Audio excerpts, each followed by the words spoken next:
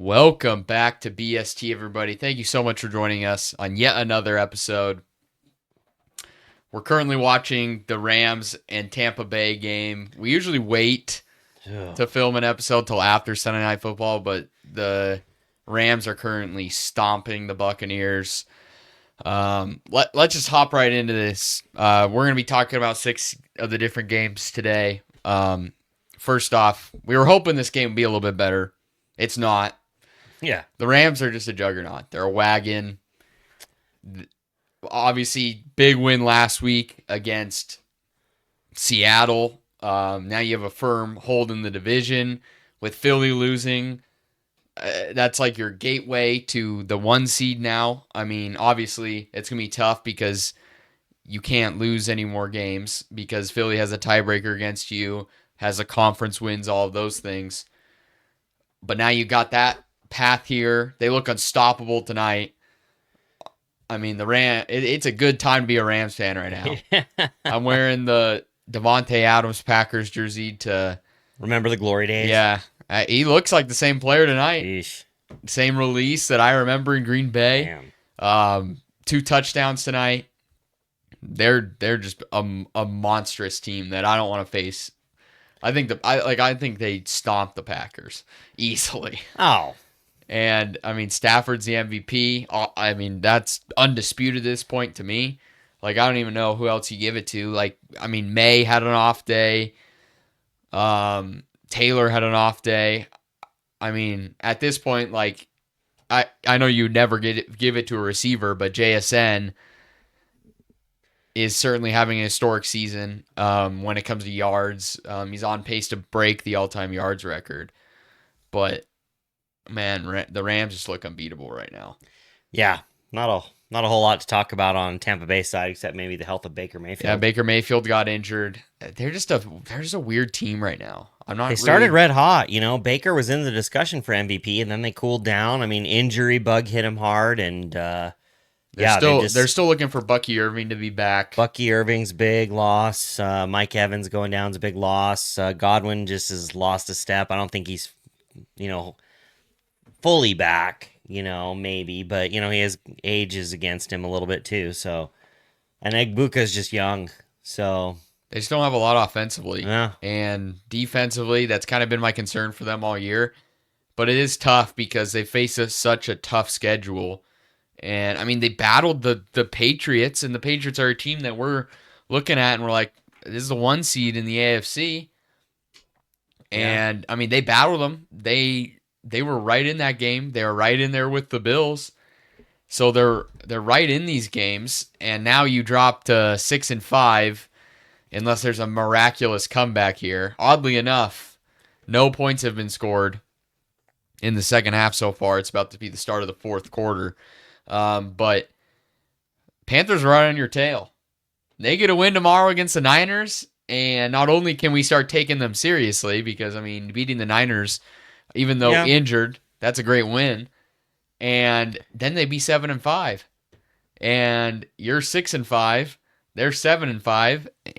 And all of a sudden, a division that early in the season you thought you had locked up just with the struggles of Atlanta and obviously the Saints struggling, and the Panthers have shown their own struggles at times.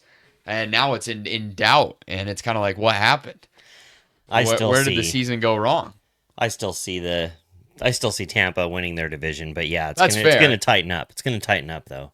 But I mean, especially if Panthers win tomorrow. Looking at Tampa's schedule, they got the Cardinals, they're no easy out. The Cardinals are one of the best bad teams in football right now. Mm-hmm. They're just really gritty. They got the best tight end in football.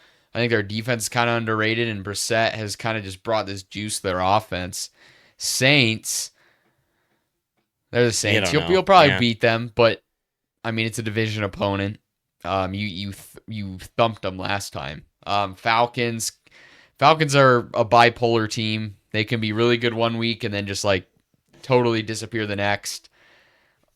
Panthers, I'm interested to see those 2 Panthers games because, I mean, those 2 now look really important for this division. They play them 2-2 of their last 3 games are against the Panthers. Yep. So those games are going to be fun to watch. I really even though I love Baker and the Buccaneers, I would like to see the Panthers succeed a little bit, just because Bryce Young's been through a roller coaster Yeah. of emotions and ups and downs in his young career so far. So that would be cool for the Panthers to make. I like Dave Canales as a coach.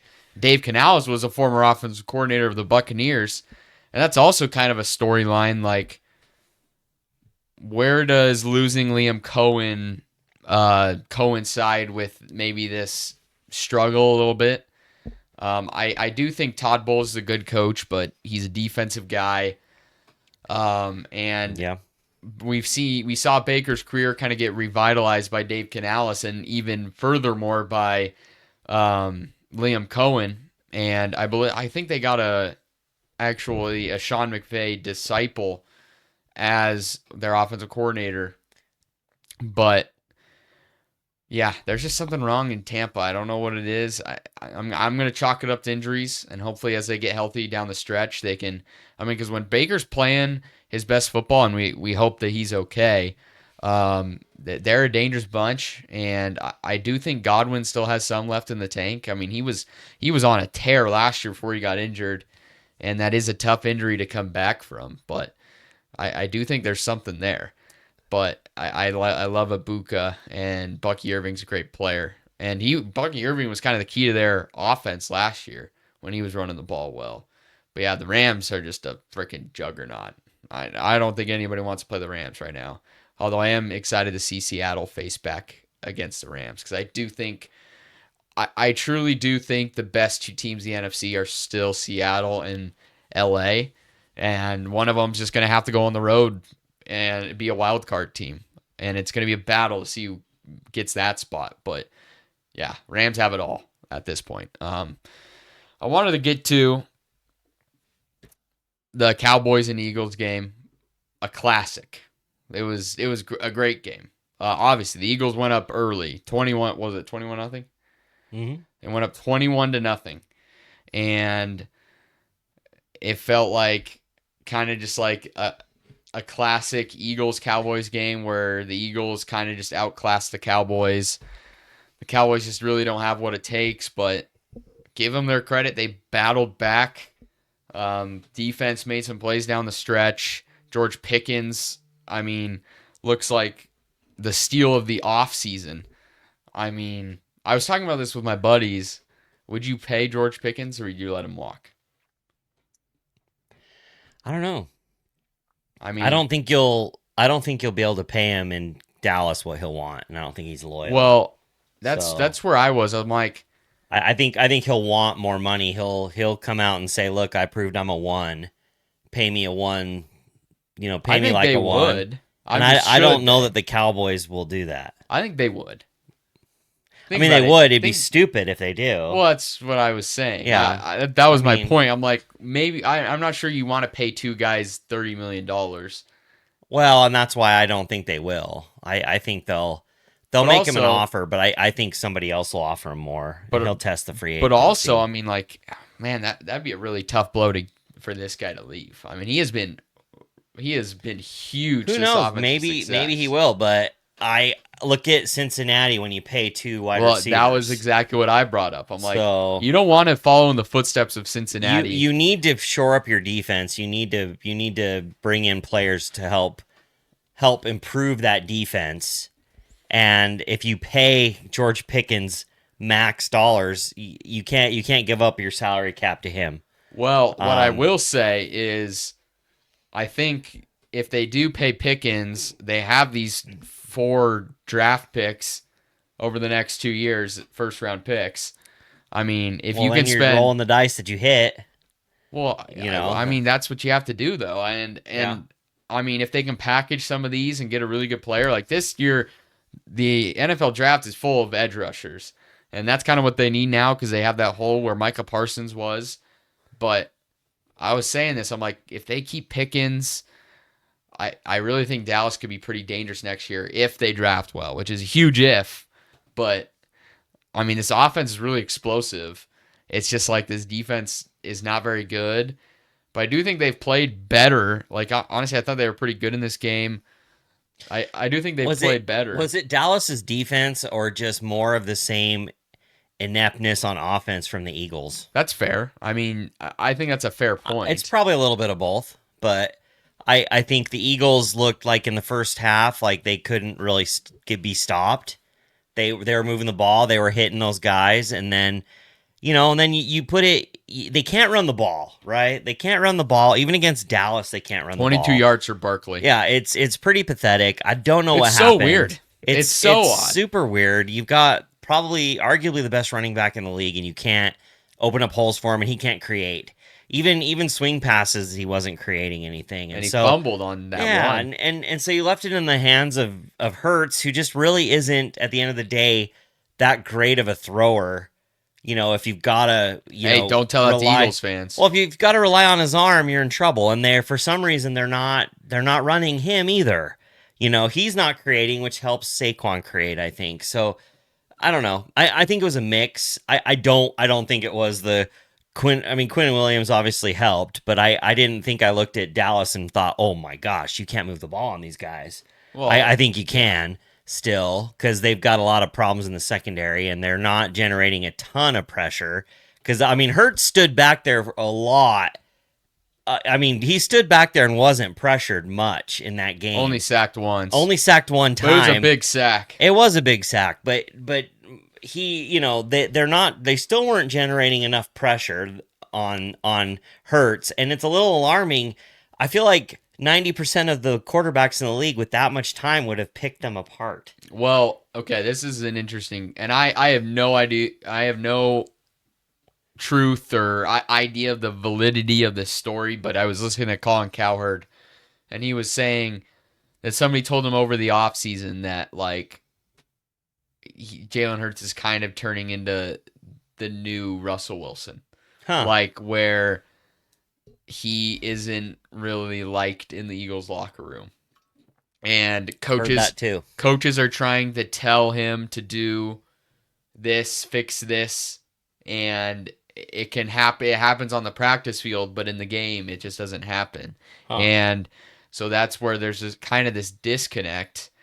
And honestly, I think A.J. Brown is probably a trade candidate. I think he is probably not a Philadelphia Eagle after this season. I think there's just too much turmoil there. I heard this point brought up. Do you think if the Eagles offered A.J. Brown his entire remaining money of his contract guaranteed, just like sent to him this second, and he didn't have to play another snap for the Eagles this year, do you think he'd take it? I think he would. I think he would too. Like, I think he's just kind of checked out mentally. Yeah. And I mean, this is probably the best game of the season so well, far. And I think to your point on that, him being checked out, he's a monster of an athlete. Yes. I mean, same with like DK Metcalf. Those guys could almost swap jerseys and you wouldn't be able to tell who is who. I mean, they're monsters that feel like they kind of check out a little bit, that they don't give it their all. It kind of feels like who's like the hardest working receiver, like Puka?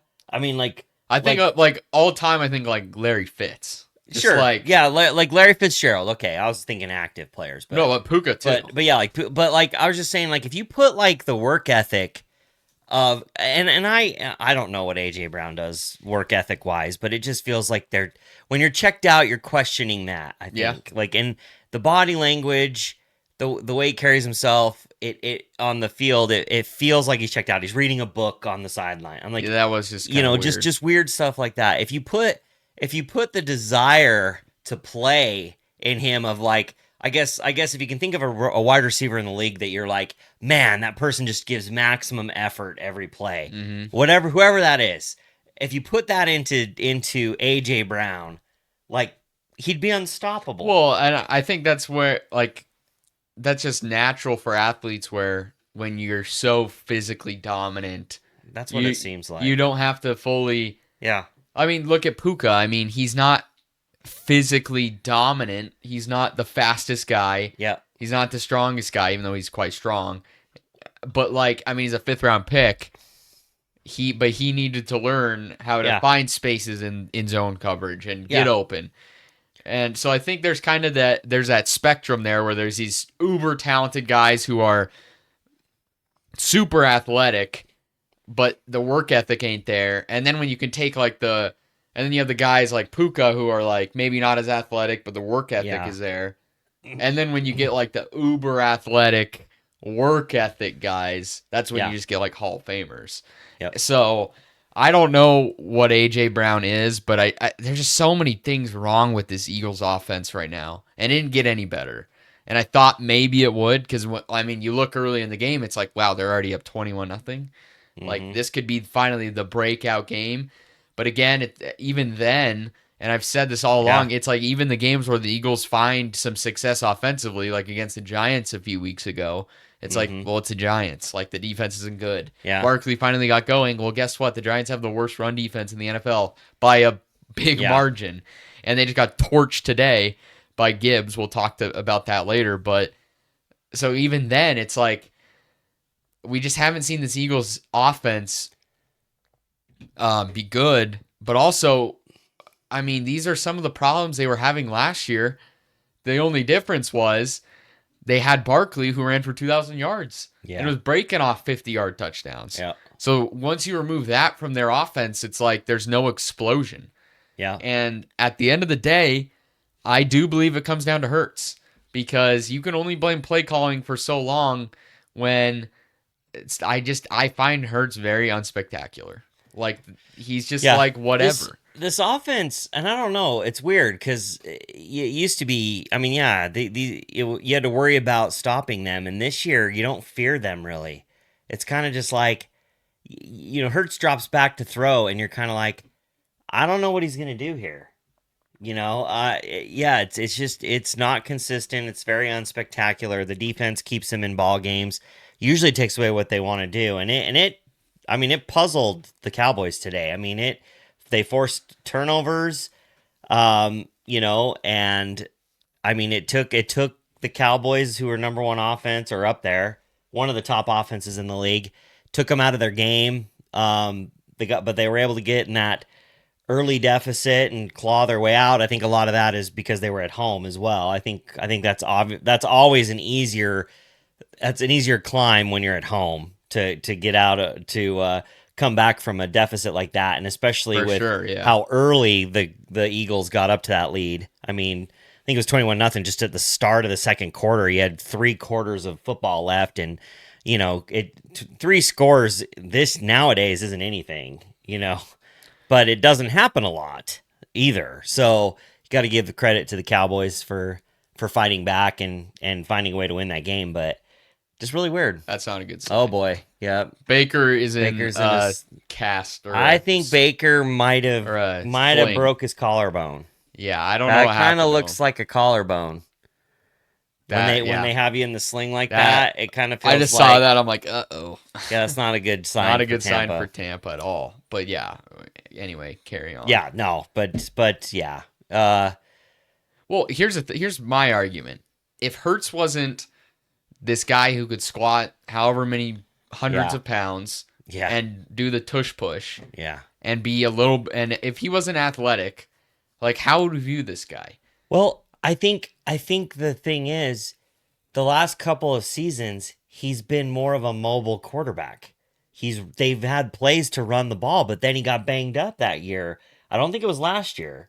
Or he got a little bit banged up last year, but got healthy towards the end of the season. But the year prior, I think was at the time they got up to the 10-1 and blew it and missed the playoffs. He got really banged up. But I think the similarities between that season and this season is like they didn't have. They have Saquon Barkley right now, but he's not playing like Saquon Barkley. Who did they lose on the offensive line that was opening up these running lanes for Saquon Barkley? I didn't think they lost anybody. Well, they lost Mekhi Becton Okay. to L.A., but he went to L.A. and he sucks. So. Yeah, and he didn't play with Kelsey. Kelsey wasn't on the team last year, right? So, I mean, that's the part to me is I didn't think there was a huge shakeup in their offensive line. Not anything that would warrant this. Right. They still got Mailata. They still got Dickerson. They still got Juergens. Yeah. I think they just have a new right guard, and they obviously still have Lane Johnson. So, I mean, it's still a great offensive line on paper. And again, maybe their performance is worse this season. But Just seems like it. They can't run the ball at all. Barkley And is way too talented to be doing this. yeah, And the Cowboys have a really bad run defense. Like, they are not good on the ground. yeah, Obviously, with Quinn Williams, I think we got to kind of reshape our look at it because Quinn Williams is one of the most elite run defenders in the league. right. But there's just I don't know. I don't even know. At this point, I give up. I am not a doctor. I can't diagnose what is going on with the Eagles. I'm not sure the fans can. And it's the fact of the matter. It's been all season. Yeah. And they've gotten away with it. And you're 8-3, but say you were 6-5, 5-6. Yeah. I think this would have been getting a lot more criticism, and it just hasn't. And I bet you if you ask Eagles fans right now, they'd still say, "Oh well, who cares? We won the Super Bowl last season, Yeah. and we're 8-3. We're still the best." And it's like, well, you're just being ignorant because this is not the same team as last year. The defense is playing good. I think holding Dallas to 24 points is a pretty good performance. And obviously you don't want to have the comeback happen, but I also thought the Eagles and like Barkley fumbling was pretty big. Well, and it's not, to me, you scored 21 points in the first half, you scored 0 in the second. I don't feel like that was I don't think that the Cowboys can really do that to teams. Mm-hmm. So I think they there was a contributing factor certainly to that, but I think a lot of it was also misfiring, like lack of execution by the Eagles in the second half. I think that was probably more so that versus Dallas suddenly being a shutdown defense, because that's not the case. And that's kind of where, like, how do I judge the Packers' performance against the Eagles? Because it's like, I honestly just don't think this Eagles offense is very good. But it's like, if you gave like any other high-end quarterback this personnel, and I just really don't think that the Eagles, like Kevin Patullo, I don't think he's that bad of an offensive coordinator that this can all be blamed on him. This is a weird year. I don't think you're ever going to figure it out Probably on any not. team, because there too many weird things happen week to week. And I mean, this is an Eagles team that stymied Jordan Love and the Packers, stymied Jared Goff and the Lions. Has made everybody look really bad. It's true. And for the first half of this game, they were making the Cowboys look bad, and it was like, wow, what the heck? And then it's like Cowboys just got some momentum, and then that momentum just kind of flipped the game a little bit. Yep. And then the Eagles were kind of, and the Eagles lost Blankenship. They lost another backup safety. So, I mean, they got a little banged up in the game, and there were some coverage errors there in that final possession. And so I think it's just one of those weird games. I don't know that I don't know what the Eagles are, because I don't know if they're just going to turn on a switch and then Saquon's going to be able to rush, but he damn near broke the rushing record last year, and he isn't even sniffing. No, he's bad. Anything this year. He's at like what? Hold on, let me check. What's How his many yards does this guy have this year? Like yards per carry is what I would be looking for. Just like 3.8 yards per carry. And last year, what was he at last year? Yeah, he went from 5.8 to 3.8. He's averaging 2 less yards per carry. Like, that is wild. And I don't think it's him. I still think Saquon is like the same guy, the same runner. This looks like the Saquon. Bizarre. It looks like Saquon's on an offense like New York. Like when like he was back with the Giants. That's exactly where what he's just not able to make anything happen. No. And the Eagles are looking like the Giants of 2021 or whatever. Except they're winning games. And they have a good defense. Yeah, that offense is just looking pretty inept, though. I saw this thing. It's like the Eagles do what bad teams do, but they do it well. And it's like they'll move off of Carson Wentz and they'll go with this quarterback who's unproven in Jalen Hurts, but it works out. And I mean, it's such a weird situation because I don't even know where you go from here. It's like you can't get rid of Hurts. You paid him. You won a Super Bowl with him. So it's possible. But and I mean you won the game, you won the Super Bowl. End of the day, Eagles are still in the prime spot to win their division. Oh well, yeah, the They're division is still locked up. they're still there. They're gonna make the playoffs. I don't know that they're going back to the Super Bowl. I don't think this Eagles team. I mean, even though they've beaten the Rams, I don't think that they I would thought beat the Rams the Rams. controlled that game. Yeah, that was kind of more luck on the special team side. Otherwise, they lose to the Rams. Yep. And I don't think they beat Seattle. I don't think they played Seattle though, Nope, right? not yet. I don't think this Eagles team beats Seattle. So, and I kind of think that the Rams and the Seahawks are probably the top two most dangerous teams in the NFC right now. You can't. I mean, but I think the pack is like not Packers when I say that. I think it's a tight pack of I agree. teams though. So I think there's like 8 teams.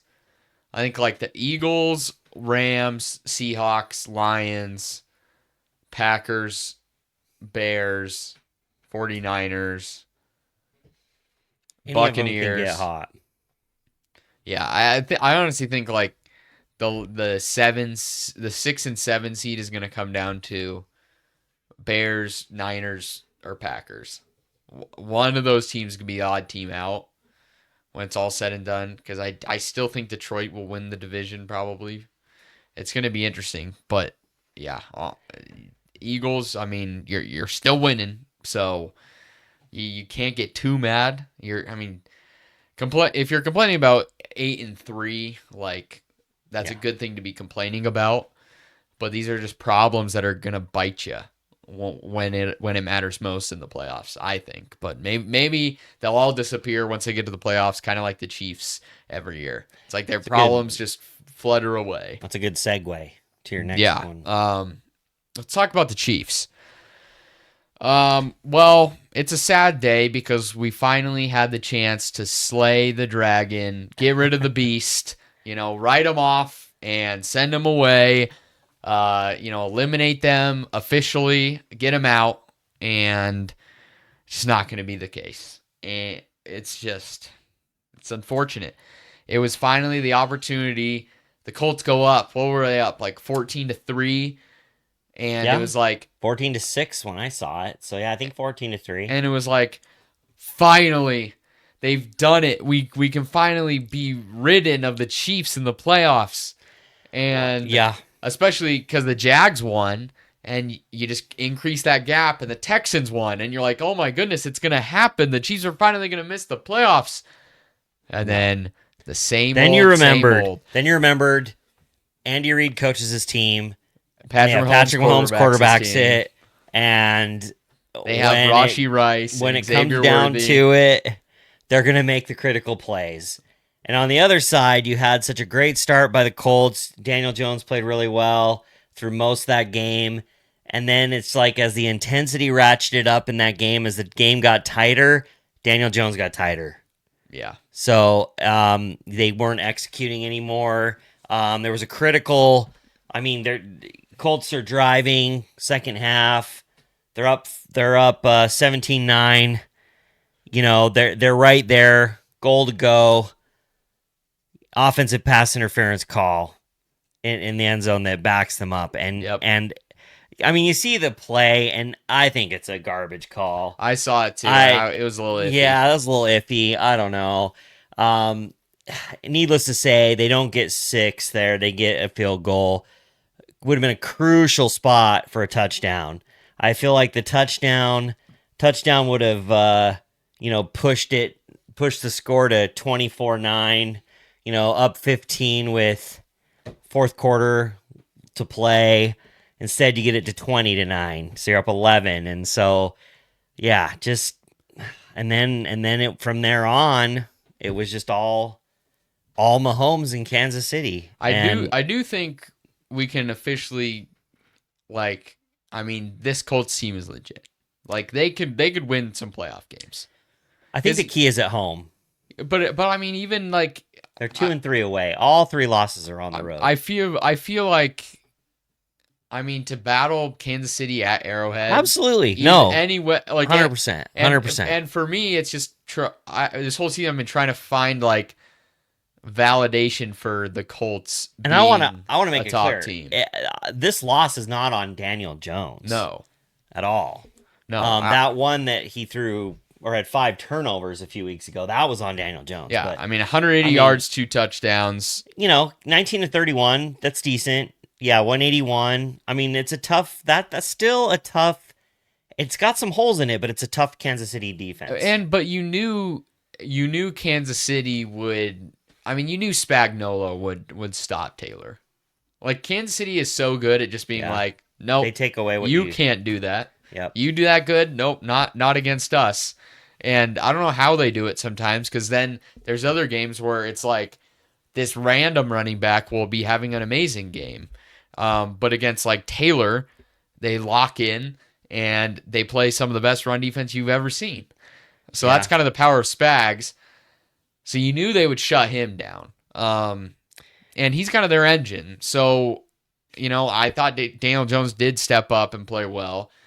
But honestly, the biggest thing for me was the Chiefs.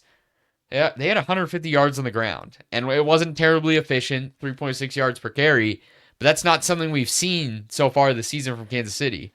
Yeah. And I've had really big concerns about the running game, and they handed it off 30 times to Kareem Hunt, which probably isn't always the answer, but and I like that from Kansas City. Here's the interesting thing: as you look at the stats of this game, I mean, Kansas City had 42 minutes of possession in this game, and obviously these numbers are a little skewed because there was overtime involved, right? Not more than a 60-minute period. But of the overtime, which I think got down to about 2 minutes of the overtime, so I think they played 67 minutes or so. Indy had the ball for 25 minutes that whole game. Wow. And the first downs were 33-10 in favor of Kansas City. Wow. So Kansas City, how do they slow down Indy? Limit possessions. They just keep the ball. Right? So that's exactly what they did. I mean, how many possessions did the Colts have? 2 in the first quarter. 3. Well, barely. No. Yeah, 2 meaningful. So 4 in the first half, right? And then,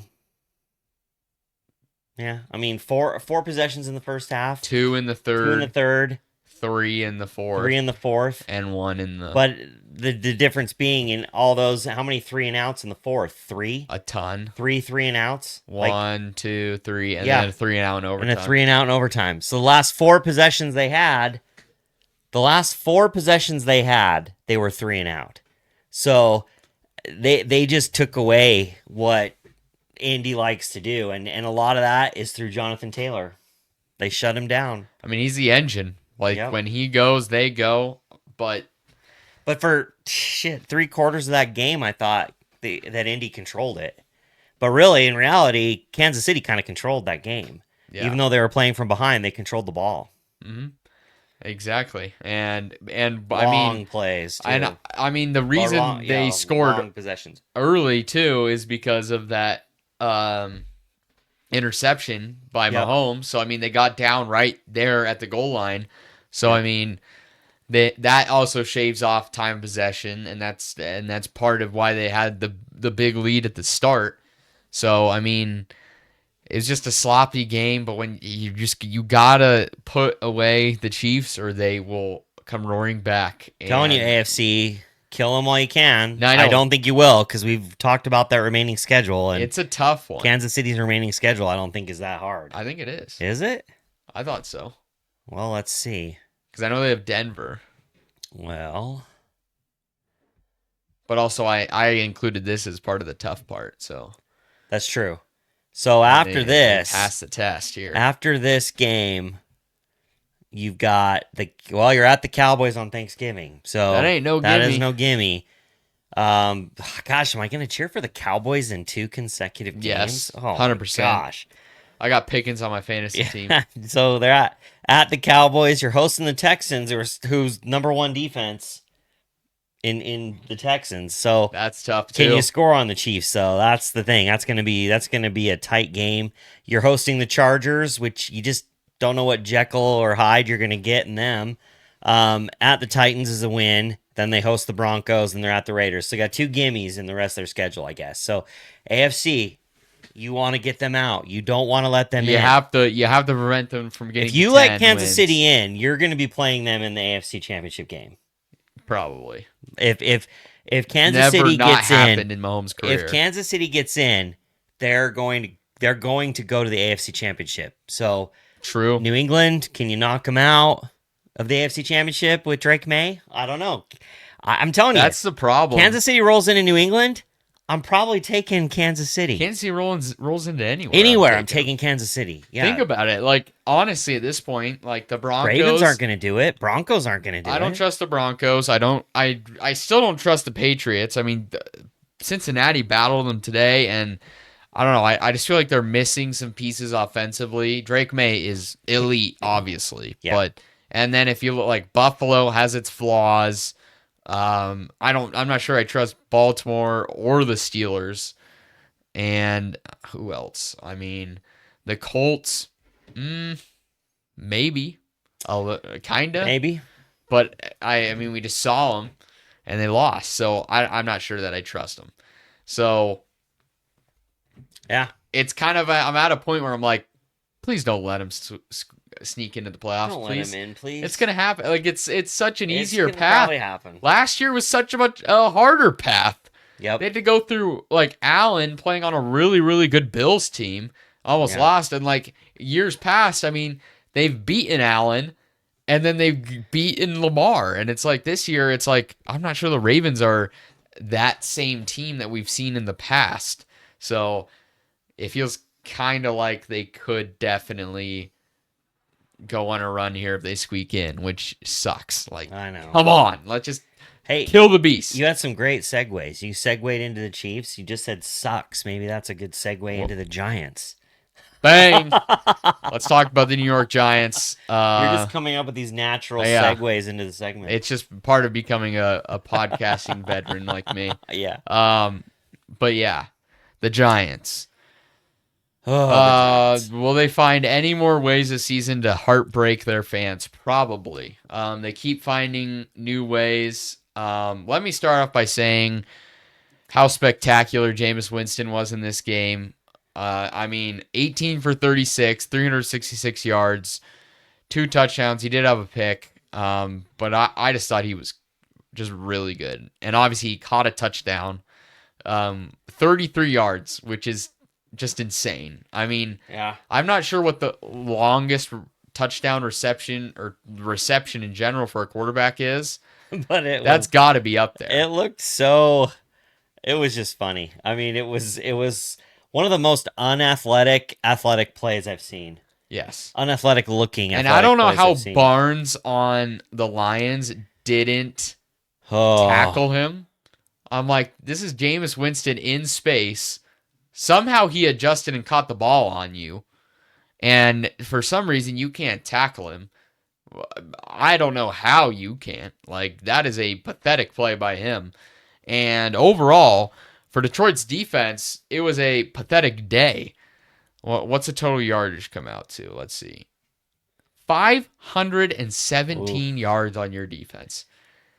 We knew the Giants' defense sucked. You put 494 yards on their defense. We knew that. Gibbs, obviously. What was the final stats? Gibbs had just a monster day. I think it was 55 points in fantasy. Yeah, 15 carries, 219 yards, 2 touchdowns. And then he had 11 catches for 45 yards and a touchdown. Yeah. Insane day. Popped multiple long runs, including a nearly 70-yarder. Yeah. I mean, incredible player. It seems like they should be giving him the ball more.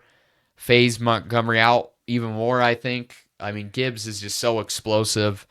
But on it, like this defense just scares me for the Lions at this point. And they are injured. I don't think Kirby Joseph played in this game. He's been injured the past few games, but There's something wrong with this defense, and last year we saw them play really good before they got injured.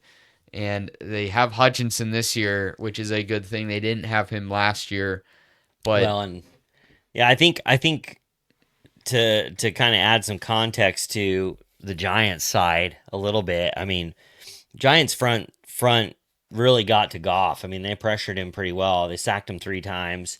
Goff had a QBR of 20.9 in this game.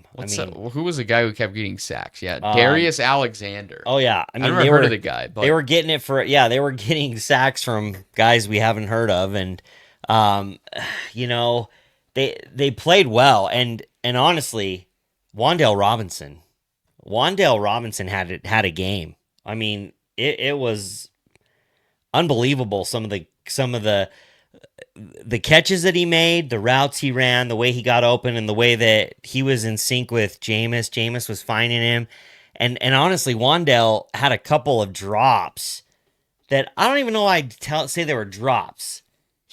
Only because he almost caught it, but was laid out to get it. So I wouldn't really call them drops, but man, there were some close ones that he almost hauled in. He had a game. He had a probably game of his career. and I mean Today. Winston had so many clutch throws, like that Oh, one to Theo Johnson where he's just rolling out of the pocket, oh yeah. must have, and he makes a throw. And as soon as I thought this game was kind of lost when the Giants they went up by 10, I think, and then they allowed that long touchdown run to Gibbs. And it's like, man, that's tough because If they could have scored a touchdown and not kicked the field goal, and go up 10. true, but the problem is when you go up by 10 and then for it to just be like immediately just like eliminated, then you're Well, like and in yeah. no time, and you got to waste time when you're up by 10. And I think that field goal they kicked to go up 10, I think if I'm not mistaken, they broke in to the inside the 5 with a first and goal from inside the Yeah. 5. And just some weird play calls, runs at weird times, both on that possession and then also at the possession that they went for it on 4th. Instead of kicking the field goal, they're up 3. I mean, there was just some questionable, and I mean, they were being aggressive, right? I mean, let's put in. I mean, you're 2-9, right? You're 2-10 now, Yep. but you were 2-9. So honestly, what have you got to lose in that sense, I agree. right? I mean, what's the difference? There's not a whole lot of a difference between 2-9 and or 2-10 and 3-9. I mean, you're still in dead last. You're pretty much out of the playoffs, all right? Yeah. Like you're done. At Right? that point, it's just draft. Yeah, pick. season's over. You're just working for a draft pick. So it was in the best interest of the Giants to not win. You need a new coach. You absolutely should lose. But this is the thing. These guys are just the anti-Chicago Bears, where the Bears are winning the tight games right now. The Giants are losing all the tight games, and often because they're blowing leads. It's crazy. This could be the best 2-10 team I've ever seen in terms of They're close. what is their margin of defeat in these games. Not a lot. How many games have they lost by 1 score or less? A lot. I mean, They lost to the Commanders by let's see. They lost to the Cowboys by 1 score. that's 1. They lost to Broncos by 1 Broncos by score. Bears by 1 score, Packers by 1 score, Lions by 1 score. Okay, so 5 of your 10 losses are by 1 score. But still, I mean, you were up on the Saints. I mean, but if you go through and who did they have leads on that they blew? The Cowboys, they blew that lead. I don't think the Chiefs they were ever Saints up. they did. Saints Broncos, they blew it. They did. Broncos they did. Bears they did.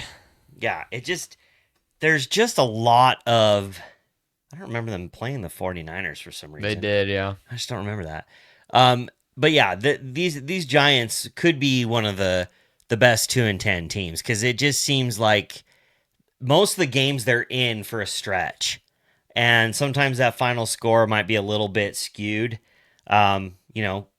Score in garbage time, but I mean, in all reality, there shouldn't be.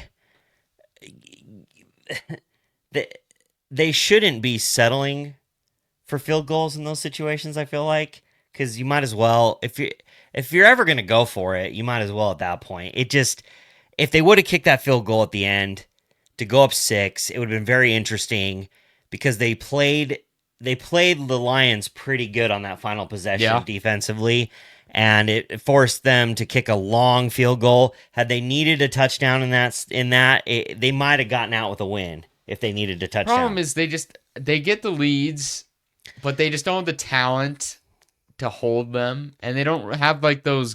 And obviously, they're missing Neighbors, they're missing Scattaboo, they're missing Dart. Oh They just yeah. don't have those like key players in those key moments to get it done. If they hit on the right hire at coach, this could be a really good team in a couple years. They won't. One's like they literally have not hit on I a know. hire since Tom Coughlin. Yeah, They I went know. Ben McAdoo, Joe Judge. I mean, there's probably Pat Shermer. Yeah. I mean, Steve Spagnuolo. I But mean, he's a great coach. if But they could, and the if they question could, becomes, is Joe Shane the right guy at GM? no. So they've kept that guy. Got rid of Barkley for nothing. If Didn't re-sign Xavier McKinney. that they probably needed to part ways with him, and they might. You never know. They might at the end of the season part ways with Joe Shane. Just because they didn't right now doesn't necessarily mean he's safe, right? So that they may decide they need to bring in a GM and bring in a coach with that GM. I mean, to me, it's just like if you look at his drafting history, it's like nice. You drafted Abdul Carter with the 3rd pick or 2nd pick or whatever. Good job. Like that's a no-brainer. I mean, Dart. It seems to be that was kind of more like Dable asking him to get his guy, like not like Joe Shane. That was more of a Dable pick. Obviously Scattaboo was a great pick, but but to, if you're yeah, to me it's like you get rid of Barkley, that's a fireable offense. if you need, I think to play quarterback in New York for either the Jets or the Giants, you have to either be like Eli Manning, where you're kind of just whatever. Like it just you're a little bit of you can handle that New York media, and he had the name behind him, right? He had kind of all those he had that ability to play in that high pressure, high press situation that New York is. You have to either be like Eli Manning or got to be like a Jackson Dart type personality, a Cam Scattaboo type personality, kind of just crazy, you know, just just balls to the walls kind of guy, right? So I think they hit on Dart. I agree. I think they hit on Dart. They got to hit on a coach. If they hit on a coach and they can get a culture in there, they've got talent. They really do. I think that's what's kept them in games, actually, where you say they don't have the talent to hold games. I don't know that it's a talent that they don't have. I think it's a coaching and a discipline that they don't have. They don't have a winning culture. They don't have the culture to do it. I don't know what it is, but they just can't finish games. I don't think it's a talent gap because they've had too many first round picks to not have some talent. They have some on the talent, team. but like they have I obvious just think deficiencies. I just think they don't have a winning culture, and I think those winning cultures don't know how to close out games. I just think when you're used to losing, you start to play not to lose instead of playing to win and doing what you need to do. And I think that's what it feels like. I mean, your brother being a Giants fan, that's what he says it feels like. They get a lead in the fourth quarter, and then they stop doing what they were doing that got them that lead, and then they blow the lead. So I think that's the lack of a winning culture contributes to that. Because you play with house money, and then you're like, holy crap, we could actually do this. Yeah. And then you're like, and then you try not to mess it up. Yeah, exactly. That's exactly what I'm saying. And so it's not what you should be doing. No. You gotta just play your game. Yep. And I think a lot of teams, and the Packers are guilty of this, you don't play your game. You try to play the game that you think you need to play, not your game. And it ends up screwing you because then it's hard to constantly be so multiple. Yeah. And I mean, you can't perfect a game that you're changing every week. Yeah. That's why, like the Eagles, they may have it may look ugly at times, but they're consistently playing their game. And it's going to be a grinded out, Offense isn't going to score a lot, but the defense is going to hold them, and they're just going to have enough. And So are the Lions getting better? Or are they getting worse? well, I mean, if you asked a Lions fan last week, they'd be like, "Well, the offense sucked, but this defense is legit." If you asked a Lions fan this week, I don't know what the hell they'd say. I Cause mean, and I think it's kind of, Jameis brings a shot in the arm for the Giants. I think he brings a little bit of culture with him, a culture of support. well, I was saying He this. rallies his guys. I was saying this. If I think they started Russell Wilson because they knew if they started Jameis, they would win. They would either win games or he would play well, and it'd be a tougher switch to Dart. Yeah. I think they wanted to start Wilson, knowing he wouldn't be good, and then they could make that switch to Dart. Because I mean, Yeah. if Dart hadn't started yet, and this is what we saw from Jameis to start the season, I think it'd be very hard to convince ownership I mean, the fans. I think fans would get changing or get moving to Dart, but I think especially ownership would be like, dude, this guy's awesome. This guy's chucking touchdowns. Like, let's keep this guy in. Why would we go to this rookie who's never played? So I think that was a big reason. And Jameis is quite capable, and Yeah. he's fun, and he's a good teammate.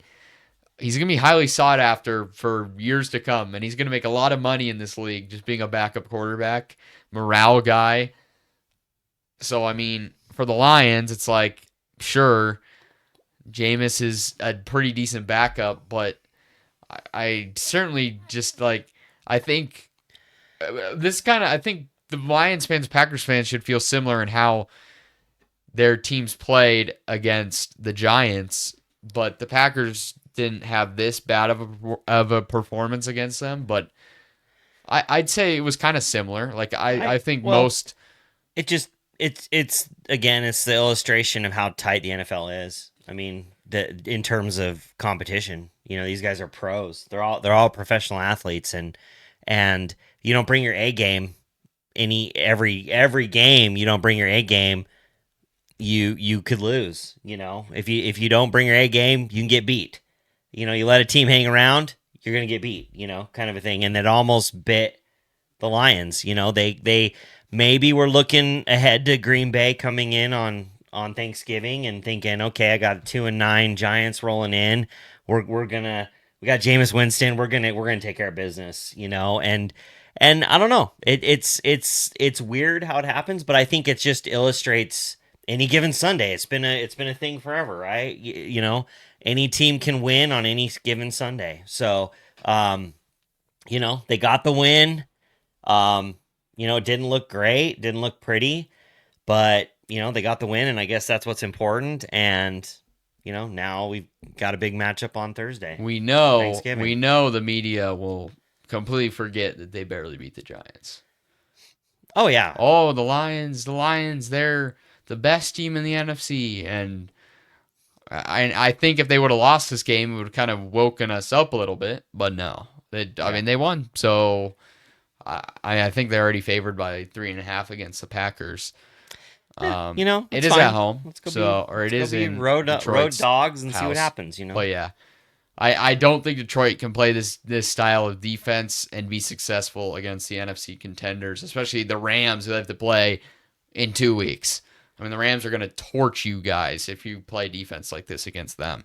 But yeah, tough one for the Giants.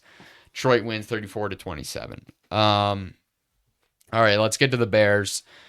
This matchup was really intriguing to start when we thought it was going to be Aaron Rodgers. Super disappointed Rodgers didn't play. I mean, that he got hurt. I get it. I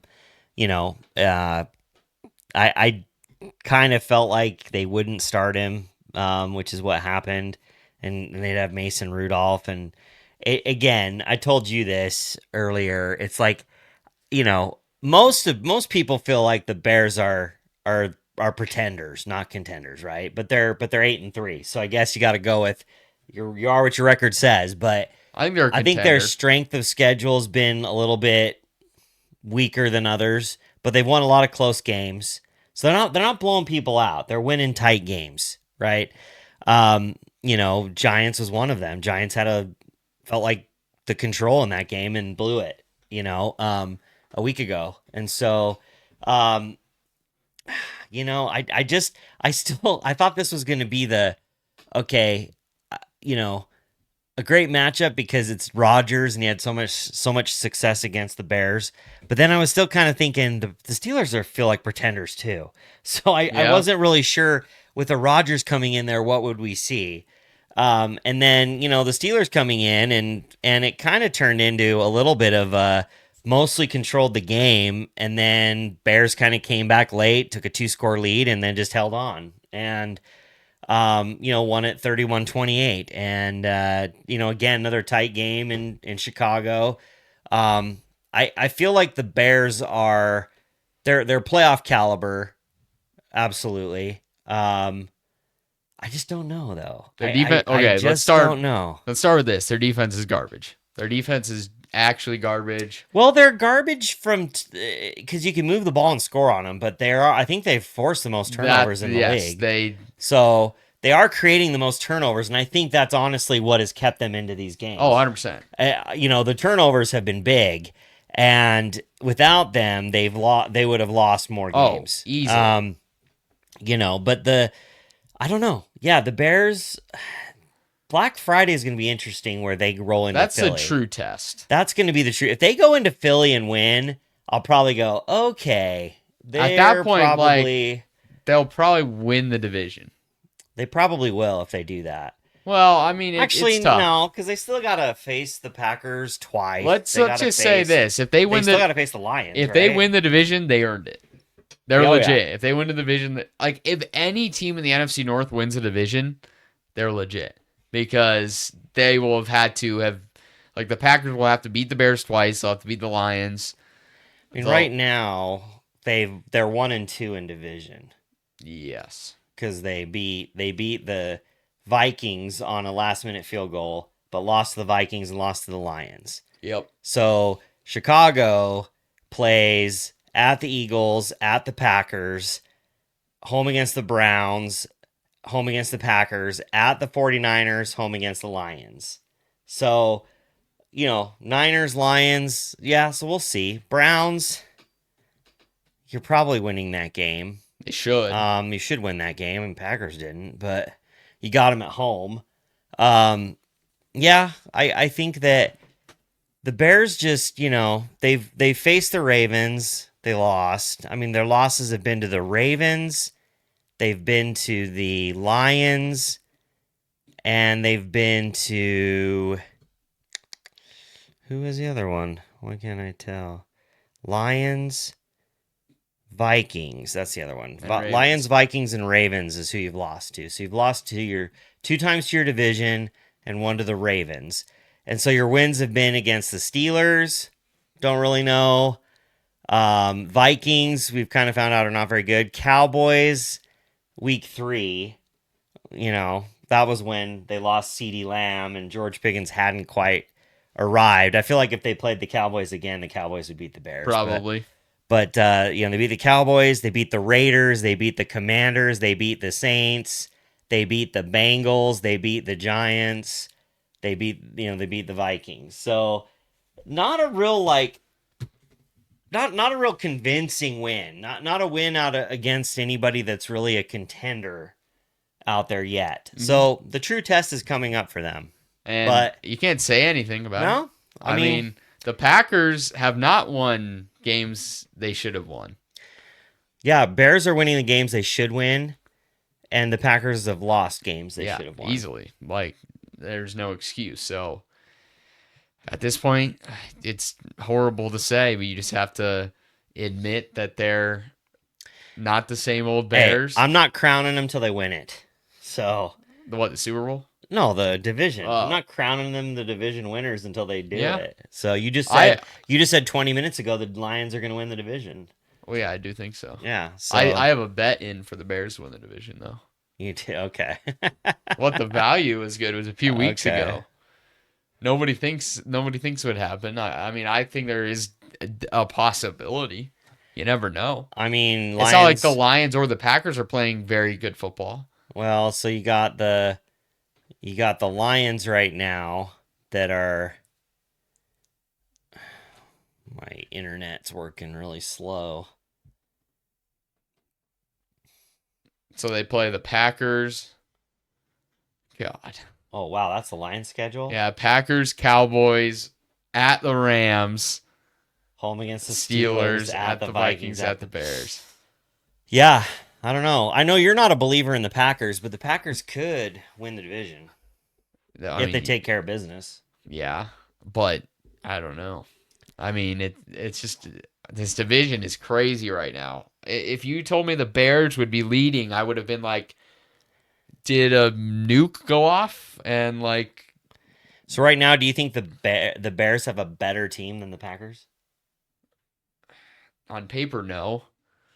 I think their coaching is getting their players to play better than our coaching and getting our players to play. And they are finding ways to win somehow. We aren't. So, I don't know. I mean, the Packers did win today, right? So they did find ways to win. Yeah. I don't know. But I'm just saying. How many losses do the Bears have? 3. How many losses do the Packers have? 4, basically. No, that tie doesn't play in as It's a loss. No, it plays in. I'm plays counting in it better. as a loss. Okay, but if you ain't winning, you're losing. No. Yeah. Well, I agree. There should be a way to break those, but it's. Do you hear that Aaron Rodgers was going around Soldier Field and like flipping off like cameramen? Is that true? Apparently. Who'd you hear that from? Connor Burns. Oh, I wouldn't take anything that guy said. Yeah, never listen to Connor Burns when the Bears are good. It's horrible. Oh, yeah. But Bears, man, just keep winning. I'm telling you. Okay, they might win the division. I don't think they're winning a playoff game. I don't think they are. Depends on who they face. I don't think they're winning a playoff game. You're ready to crown them Super Bowl champs in 2 years, dude. I never said that. Seems Don't put like in words in my mouth. I don't fear the Bears. I don't fear the Bears until they beat me. I fear them a little bit. I don't fear them. At this point, any don't fear team can anybody. play the Pack. I think the Packers We're can not play. talking Packers yet. Let's talk Bears. But Bears you're saying I don't fear the Bears. So you're saying as a Packers fan, I don't fear the Bears. I don't know. And I mean, I feel like the Packers could go face a college team and lose that day. they've won 2 in a row. Yeah, against the Vikings Okay. and the Giants. Okay. All right, let's get to the Packers. Let's just segue in there. Packers 23, Vikings 6.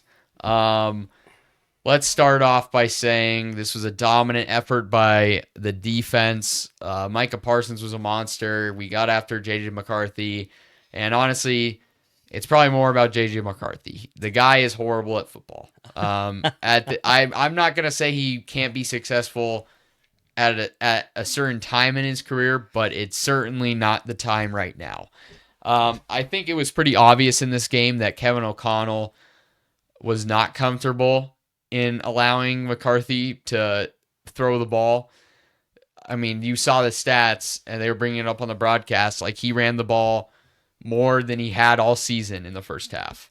Like, they were very scared of allowing him to throw because his mechanics are just all out of whack. Like, the guy is just not polished right now. Like, it is real bad. And it kind of goes back to, like, the whole, like, when Carson Wentz was starting injured, it's like, how bad is this mess up really? Like, did you guys know this guy couldn't play?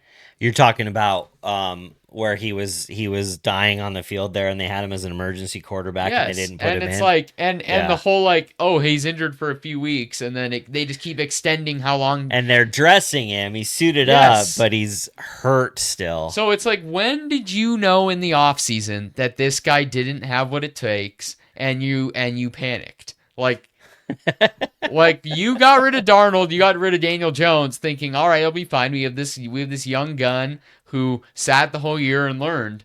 And then you go into, like, what was it, the first day of mandatory mini camp, and you're like, oh God. It's like, this is bad.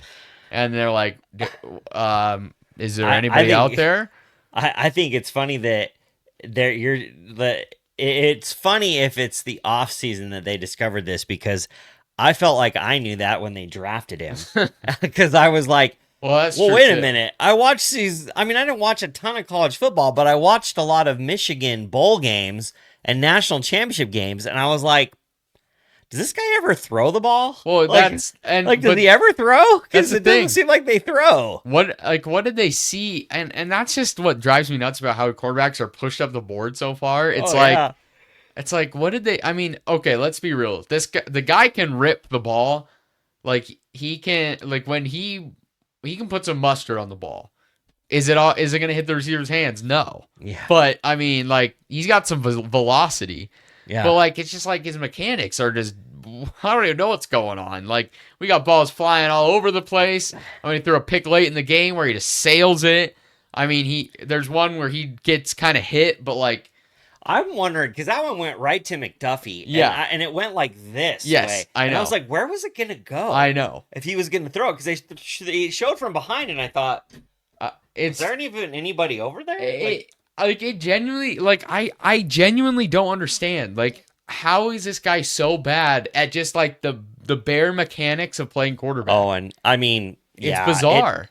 The fact is, I mean, like to your point, the takeaways I had in this game was defense for the Packers was insane. I think a lot of that was also attributed to how poor the Vikings played on offense. Agreed. With McCarthy or 9. I don't know who that was. If that was McCarthy who got today or 9, I don't know. McCarthy's off the hook. That was 9. That was 9. And so, and the second takeaway was Manuel Wilson. He was good. 28 carries, I think, 107 yards, 2 touchdowns. Isn't it weird that we block better for him? Yeah. We have not had that run blocking all season for Jacobs. Yeah. It was pretty clear that that the game plan was to kind of protect Love, probably banged up with that shoulder a little bit, or I guess it was his left, right? So it looked like they were trying to keep Jordan a little, like, I think they're trying to keep him clean. The interesting thing was this. It wasn't a really super cold day, but Jordan Love wore sleeves. Kind of reminded me of Brett Favre. Do you think it was there something that he had maybe on the arm, or like, I've just never seen him wear sleeves visible in his career. Like he'd never worn sleeves. He wore sleeves when Rodgers was there, but that was kind of like copying Rodgers. Well, and I think part of it too is it's freaking cold on the sideline. True, too, because you're not playing when Rodgers is there. I mean, that probably is part of it. But he never also worn sleeves. But I think he also kind of followed Rodgers' lead, so he looked good. But yeah, playing wise, he never wore sleeves. So I think there's a little more to that. Well, he was shoulder injury. He was handing off the ball with the other hand, with his throwing hand. So there's something up with that. Shoulder. They said I think LaFleur Love said in the press conference they didn't want to run certain run concepts where he had to really stretch his left arm. Yeah. And so I think that kind of played into the conservative play calling a little bit. And but there was a stretch where they were running the same run play and they weren't stopping it. And so, but then he fell in love with it. And LaFleur's over there on the sideline. I love running the ball. Oh, it's so good. Just let me run more. And an obvious 3rd and 3, like, let's put the freaking nail in the coffin here. 3 straight situations like that were no gain, no gain. Did you see what he said in his press conference, though? He said on that 3rd and 3 specifically, because it was in the red zone, he said, I was planning to go for it on 4th. We lost yards there. And so he's like, to me, it's like, oh, we run it on 3rd down. Worst case scenario, we gain a yard. We go for it. But then he's like, we lost a yard. Yeah. And then he's like, but let's be real. To his point, though, too, to that, really quick. Uh-huh. Like, how many were, because he mentioned in the press conference that there were some canned pass plays. Yep. They have that run play, can to a pass, or you pass play, can to a run. He said that there were some of those run pass options at the line. So I guess how many of those, because to the casual fan, we're like, come on, LaFleur. But maybe it's not all LaFleur. Did Jordan Love can some of the passes because of the look they gave And Flores, he disguises really well, so maybe he tricked us a couple times. But I definitely was screaming at LaFleur. Sorry, Well, go let's ahead. let's be real. Let's take a giant view at this whole scenario, not just the context of the game, but the context of the game against the Lions. You have a short period of rest here, and I think you saw with the inactives, Quay Walker's inactive. And I think he was injured. I'm not sure even if there was a game on Sunday next week he would have played. But Quay Walker is out. Josh Jacobs is out. Josh Jacobs probably could have gone, but they kept him out. Golden, same thing. So I think they were like, I don't think JJ McCarthy's very good. Yeah. I don't think the Vikings are very good. Yeah. I think we can. They were Yes. inactive, And right? and I literally think they said, I think we can run the ball, play a relatively easy game for our players, and be a lot fresher than Detroit is going into next week. That could be, because I think we're already banged up, right? Yes. I mean, if you look at Detroit, like the Packers really focused, and I think they should not do this in most games, but they focused on trying to limit possessions, which I think I think the Packers are at their best when they try to score quick. Yeah. And you saw this team when they got a big lead, like the pass rush unlocked, and Parsons was really able to get after the JJ McCarthy. Yeah. That's where they're at their best. Is this team is not very good when they're trailing or in a close game, because it's just like there's too much that the opposing offense can do. And so I think a lot of the defensive success is like the offense has to perform for the defense to be truly, truly good, and they were really good to in this show game. themselves like they did in this Yes. game. Like they haven't before, but they've come well, they've showed themselves in key plays and key stops in tight games, but they haven't looked like they that. haven't Yeah. we haven't seen like a blowout like this since week 1 or week 2. Yeah. And that's when we saw defensive play just like this. And so I think that's the key there. But I really just think they entered this game and were like, and LaFleur and Love were like, I bet we can just run the ball a lot and we can beat these guys. And I think as soon as they got the punt fumble, or I don't even know what you would call it, like the muffed punt. I guess it's a muff. It's not really. Well, it wasn't really muffed. It was like more of a strategic. It was like a push the guy into. Yeah, him. Yeah. I don't even know what he blocked the the guy is. into the ball and it hit him. Yeah. And I don't even know what the wording is for it. But that play, I think that was kind of the nail in the coffin. Once you score there, you go up 17-6. I'm just not sure that they were going. Like, I think they knew this Vikings offense is not going to score more than that, and from there on out, they just ran the ball. Unless JJ or 9 shows up in the fourth, right? I think that could have been the worry, but honestly, I didn't hate LaFleur just being super conservative and running runs and kicking field goals when maybe we could have gone for it, but it's like, definitely we're facing 9. We're facing 9. They can't do anything offensively. Like, he legitimately looks horrible. Yeah. The whole sideline for the Vikings is all out of whack. Jefferson's pouting over here. It's like, let's just keep taking field goals. And honestly, our kicker needs some reps so he can figure out how to kick again. So let's give McManus some reps. He did well. He did. And I'll give him applause for that. And then he can get some reps in, kick some field goals, and then we go up. And it's just like, there's no chance they're going to answer. Yeah, I was definitely in the moment with the blood pressure rise. I was too. I was like, dude, come on. But listening to LaFleur in the post game, it's like, okay, there are things as fans you're obviously not privy to the conversations going on, the play that is actually called, and whether they're doing those adjustments at the line to check to a run or check to a pass or whatever the case may be. It just felt to me like it was ultra conservative. And I think the media gloms onto it as LaFleur doesn't trust Jordan Love.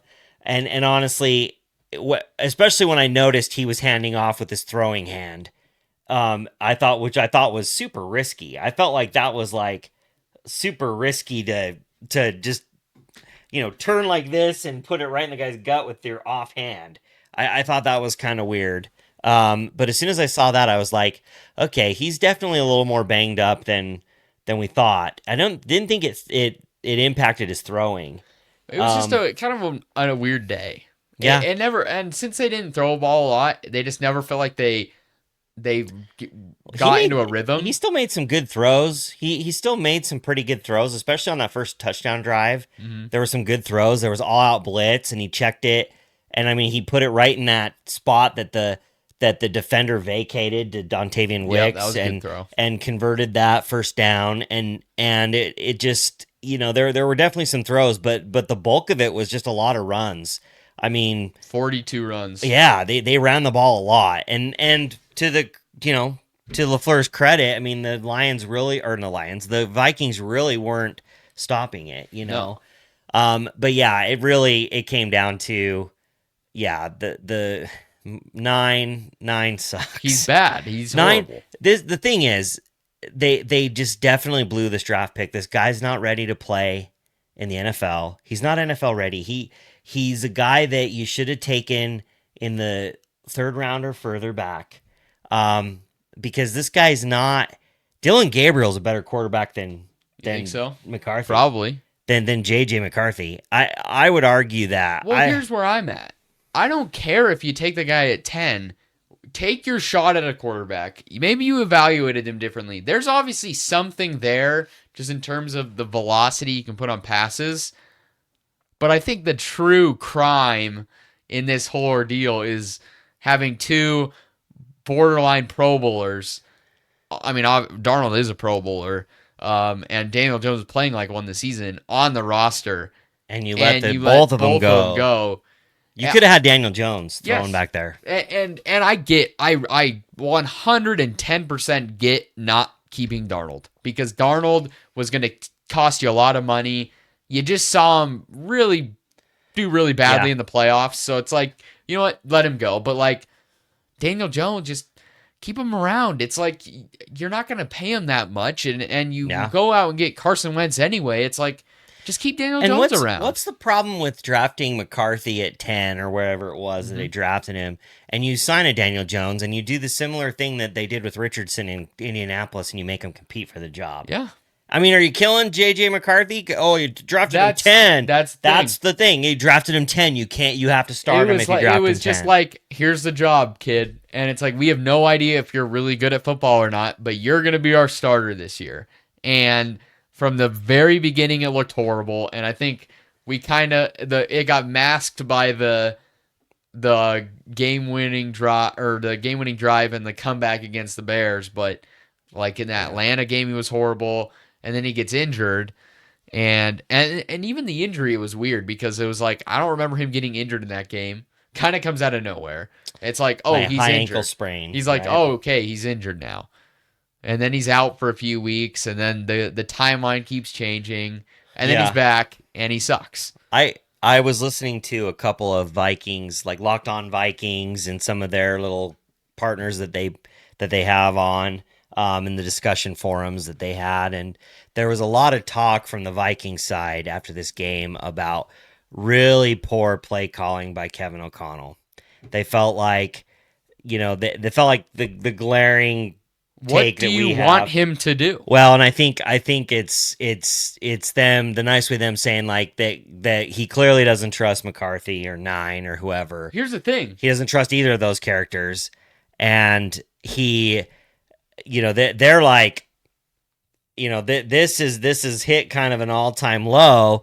This is probably the worst performance by a quarterback since maybe Nathan Peterman threw 5 picks. I mean, can you pick, or can you name a worse performance at quarterback than what McCarthy/9 had in this game? And I mean, there's some real fan base people. One of the segments I watched was actual fans, calling in. There's some fans and I know this isn't, hot. I mean, shoot, there's people that want LaFleur fired on the Packers side, but people are like legitimately, saying, hey, at the end of this season, you need to cut ties with this whole coaching staff. You need to rebuild, fire the GM, get somebody new in there. And I'm thinking, my God, you want to fire Kevin O'Connell? That's stupid. Yeah. That's dumb. Like, hasn't O'Connell proved that he's a good coach? I think what it proves is maybe if somebody needs to be fired, it's whoever made that decision to draft McCarthy/9, because O'Connell is a bit of a quarterback whisperer. He probably whispered something to Daniel Jones and Shane Steichen as well. The two of them have Daniel Jones playing well. He resurrected Sam Darnold, who couldn't do anything for any coaching staff. And look what he did with Kirk Cousins, too. I mean, Cousins always played pretty well, but I think he probably had his best season under O'Connell. Yeah. And, I mean, you want to fire O'Connell? That's ridiculous. Well, to me, O'Connell has always had trouble. I felt like he's always been a little pass happy. And I think that's where maybe the marriage right now is not there, even though in this game they ran the ball a lot. But, like, he wants to throw the rock, and he doesn't have a quarterback who can do that right now. And they don't have a running back they can lean on. And Mason and Jones, they're good backs, but they're nothing crazy. Yeah. So, like, there's that. But to me, it's just like, what do you want him to do? Like, and I watch this guy saying, like, if you're blaming this on McCarthy, you're blaming the wrong things. Like, this team is not very good. And it's like, that's true, but, like, I also don't think you can completely just, like, forget about what McCarthy is. Look, look at that receiving core. You've got Justin Jefferson, who is arguably top 5 best player in the league. You got Jordan Addison, who is a 1 on most teams, right? You've got Naylor, who's a solid 3. You've got Hawkinson, who's a decent tight end. Could there be better at tight end? Yeah.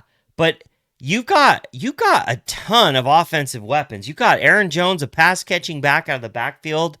You have a ton of weapons on that. Why do you think Darnold played so well? He's throwing the same guys. You brought an Adam Thielen back, who is a solid vet. You've got some depth. You've got a pretty good defensive front. You've got Brian Flores, who's got that defense keeping you into games. Yep. What is the one thing I haven't mentioned that's good? I agree. The quarterback, right? Exactly. So it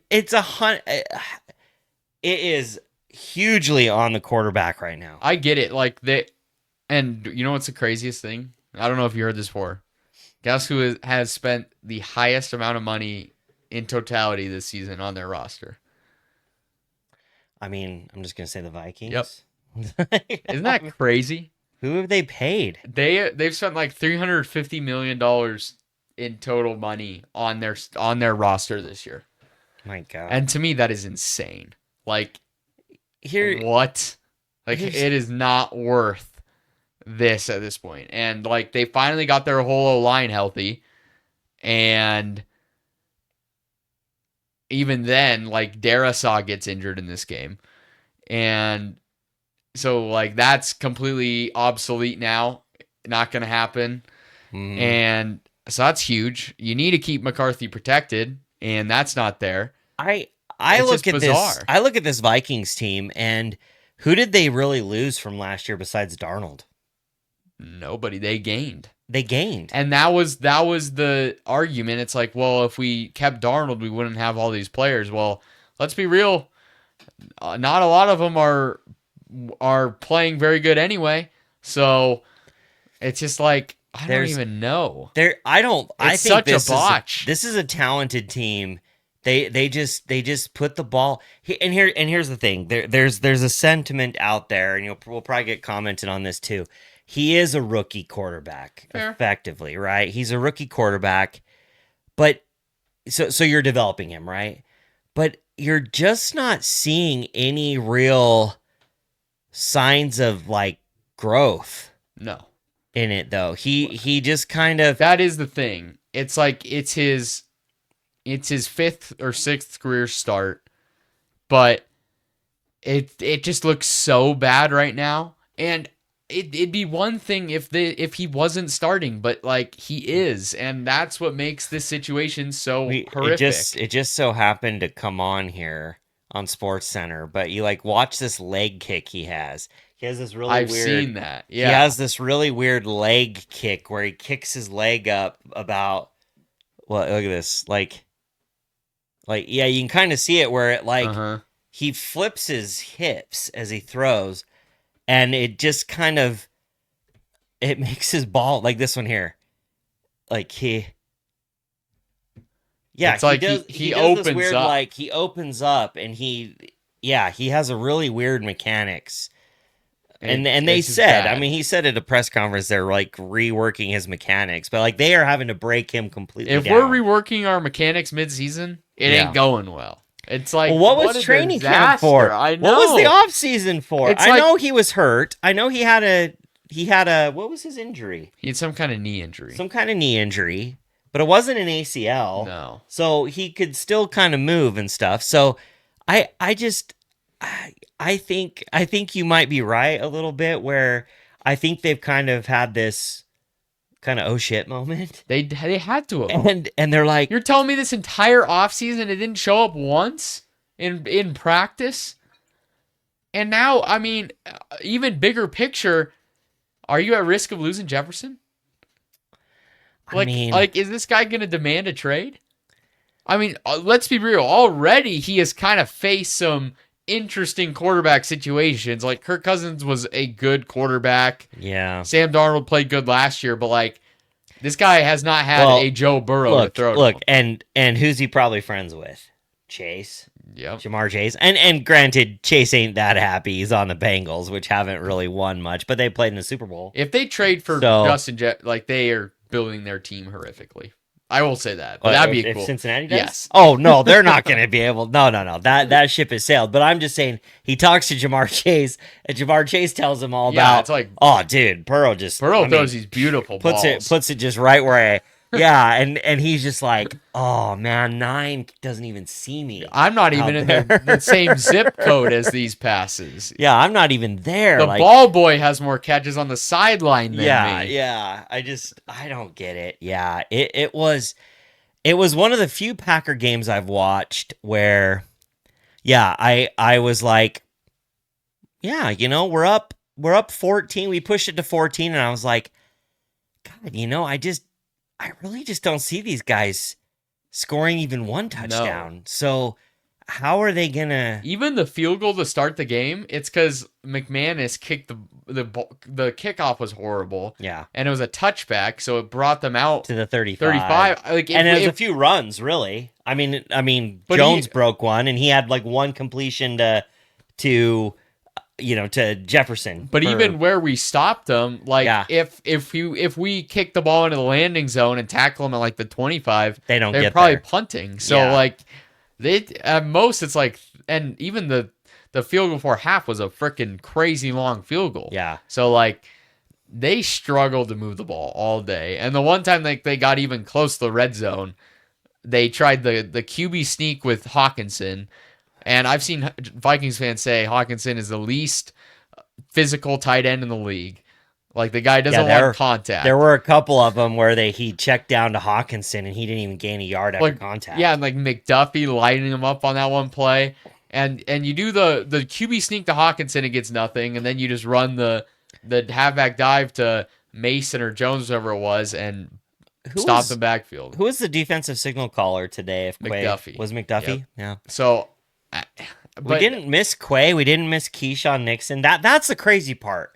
I mean, maybe that's an illustration there because we do not have great corners. No. And you're guarding Justin Jefferson. You're guarding Addison. And it's like, how many games in the past several seasons have we seen Cousins come in and Darnold last year and just pick us apart with, okay, we double Jefferson and we and then Addison kills us one-on-one or someone else kills us one-on-one. And it's like, my God, like, when have we seen this? And that doesn't scream there's a problem. I don't know, because honestly, I didn't feel like we got immediate pressure on McCarthy. It wasn't like he was hitting his back foot and they were on him. When we got sacks, he was holding the ball. He was holding the ball. He was. He scrambled out to his left, and they got a sack on him where they chucked him back into the end zone. And I think Hawkinson was running wide open, and he didn't see him. And so, and I only know that because that was some of the analysis from the Vikings. It's just a disaster. And, I mean, even, like, this might set them back for, like, years. Like, this singular thing, because, like, just the amount of money they've spent and resources they've spent on this team, and it's like, where do they even go from here? I don't know. I hope they go down even further from here. That'd be awesome. But I will say, just to kind of finish the Packers side, I'm going to need LaFleur to be aggressive LaFleur when it comes to facing the Lions on Thanksgiving. I want that exact same game plan we had against the Lions a few years ago on Thanksgiving, where we just came out there and we just took it to them, because this conservative play style ain't going to work against them. No. We need to punch them in the mouth. I want us to take the ball. I want us to drive downfield. I want to punch them in the mouth with a score. I want to get a stop on defense, and I want to drive right back down and score. I want to go up 14-0, because that way our defense can just get after them. And I'm pretty sure, isn't that what happened in the first game we played? We at least went up like 14-3 or something. Immediately. Like that. And we were just able to punch them in the mouth immediately, and then they couldn't really stand a chance after that. And our pass rush got after Goff, and I think that's where we can really defeat Detroit, is with our pass rush and getting Parsons line up on some of the weaknesses of their O-line. And I do think the Lions definitely don't have the same O-line that they have had in years past. So yeah, we actually went up. We went up 10-0 in the first quarter, and it was 10-3, and then we scored 17-3. So even like that, so it was 17-3 at the half, and then they cut it to 17-6. But then we scored a touchdown in the fourth. There were it was a field goal, and we traded punts in the third quarter. So it was 17-6 after 3 for the Packers, and then we scored a touchdown and a field goal in the fourth. So it was 27-13, but it was 27-6 at one point. Yeah. But yeah, I'm excited for those Thanksgiving games and the Black Friday game. Should be some good ones. We got some, we got Packers, Lions, obviously, Chiefs, Cowboys. Chiefs at the Cowboys, and then I think the night game is the Bengals at the Ravens. Is it? Okay. And that supposedly is Joe Burrow back with the Bengals. So even if there's no really playoff implications with the Bengals, I mean, watching Joe Burrow and Lamar Jackson battle will be fun. And then we got Bears, Eagles on Black Friday. So those should be some fun ones to watch. That's going to be it for us tonight. Thank you so much for watching. Please like, subscribe, comment. Hope you enjoyed the video. Stay safe. Enjoy Monday Night Football tomorrow. Niners, Panthers at Niners. Yeah. So yeah, enjoy that. Have a good night, and we shall. If I can find my mouse. I think you're. There we go. I found the mouse. All right. Yeah. Have a good night, and we will see you in the next one.